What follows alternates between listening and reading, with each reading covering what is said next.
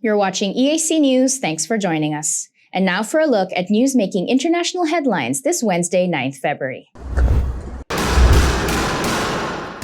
9 Palestinians were injured and suffocated during clashes with the Israeli forces north of occupied Jerusalem on Monday, February 7.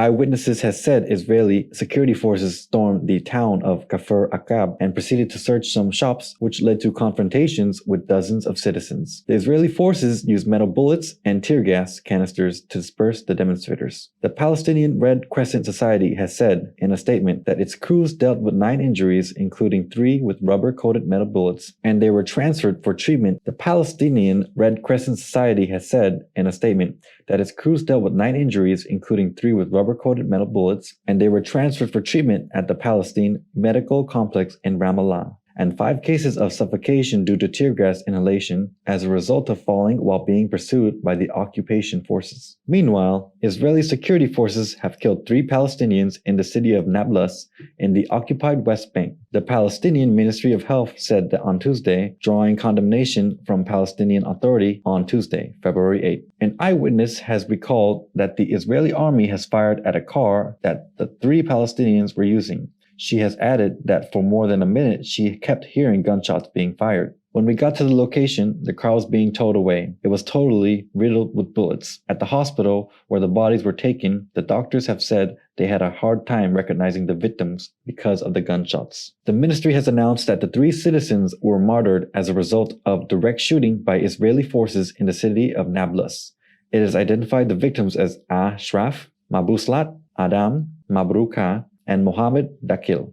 It can be recalled that the main cause of war between Israeli and Palestine was the termination of the British mandate over Palestine, and the Israeli Declaration of Independence sparked a full-scale war, 1948 Arab-Israeli War. On Jerusalem, the plan stated that the general principle is that the Arab areas are Palestinian and that the Jewish areas are Israeli. The holy sites were to be split on the basis that Palestinians would have sovereignty over the Temple Mount Noble Sanctuary, while the Israelis would have sovereignty over the Western Wall.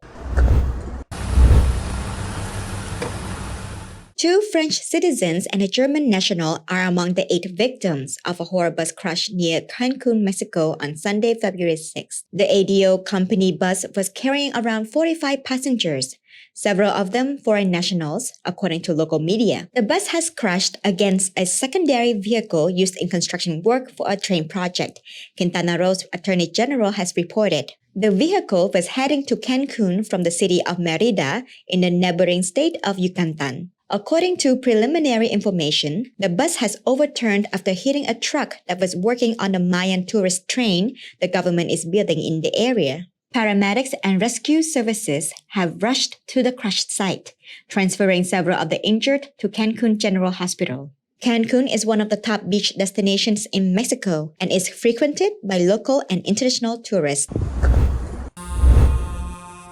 Police in Canada's national capital have seized thousands of litres of fuel and has removed an oil tanker as part of the crackdown to end the 11th day of protest against the federal government's health measures and vaccine mandates. Police said on Monday, February the 7th, the Freedom Convoy, consisting largely of trucks, have begun as movement against the Canadian vaccine requirement for cross-border drivers. But it has since evolved into a rally point against Prime Minister Justin Trudeau's strict measures to fight the pandemic. This week, police have counted 1,000 trucks and 5,000 protests, down from 3,000 trucks and 10 to 15,000 protesters last weekend, Solly added. Ottawa has awoke to its second week of its political and policy leaders now describing as a siege, with Solly saying the occupation has gone beyond anything he can adequately deal with. The protesters have been largely peaceful. A short stretch of Metcalfe Street in downtown Ottawa, home of Canada's Parliament, Central Bank and buildings, including Trudeau's office, smelled as a campfire on Monday. A clustering of trucks, cars and tractors without trailers bore signs deriving everything from vaccines to mandates to Canada's carbon tax.